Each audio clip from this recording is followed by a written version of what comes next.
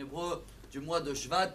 Et cette paracha-là, qui est extraordinaire, où il y a 42 ordres à faire entre l'humanité. Chacun, qu'est-ce qu'il doit faire ou pas faire vis-à-vis de l'autre. On va toucher un point que tout le monde le connaît, mais il revient 2 fois dans la Torah.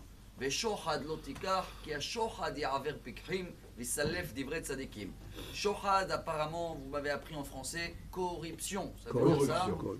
Shochad, quand tu donnes des pots de vin peut-être en français. C'est la corruption. Et c'est répété encore une fois au nom de Moshe Rabbeinu, dans le Chumash d'Evarim, mais il y a un petit changement. Dans notre paracha, c'est marqué, quand quelqu'un y reçoit, on va dire une enveloppe, alors même s'il est intelligent, il devient aveugle. Et dans Devarim, c'est marqué, même s'il est sage, piquéar, c'est encore plus loin qu'intelligent, même dans ce cas-là, il devient aveugle. Je pense que chacun de nous sait que dans tous les pays au monde, quand c'est vraiment des enveloppes, c'est interdit bien sûr. Mais il y a des fois où il faut le trouver, des petits intérêts très cachés, comme l'histoire apparemment qui est vraie avec David en Amérique, qu'il y avait une société qu'elle a attaquée, c'était un très très grand homme d'affaires, et même son avocat il a dit, écoute, je ne vois pas la solution, je vais abandonner le dossier.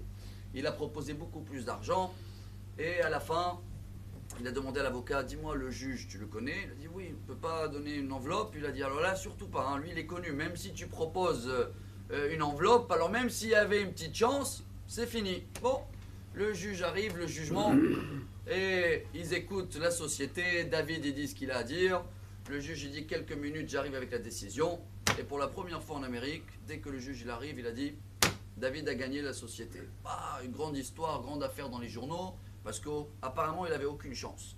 Quand son avocat il a demandé qu'est-ce que tu as fait, il a dit bah, j'ai donné une enveloppe. Il a dit comment tu as pu donner une enveloppe? Il a dit c'est simple, pendant la pause j'ai envoyé quelqu'un qui voulait donner une enveloppe au nom de la société.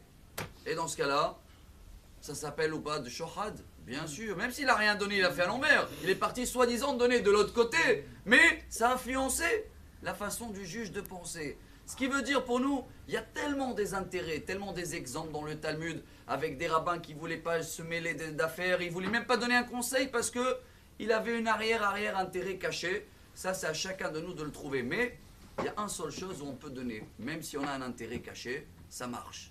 Rabbi Nachman de Breslev, on termine avec Rak shivto iten verapo irape. Cette paracha, on parle beaucoup de la santé. Et Rabbi Nachman de Breslev, il lit cette phrase Rak shabbato iten verapo irape. Donne le Shabbat à Dieu. On est le chiffre 26 aujourd'hui. Hein. Donne le Shabbat. Et même s'il y a des problèmes de santé et tout, Dieu, il accepte ce Shabbat-là et il te fait glisser et il t'arrange des choses même si tu ne méritais pas. Alors que chacun de nous fait ce qu'il dit Rabbi Nachman de Breslev, ce qu'il dit la Gemara Shabbat, page 118.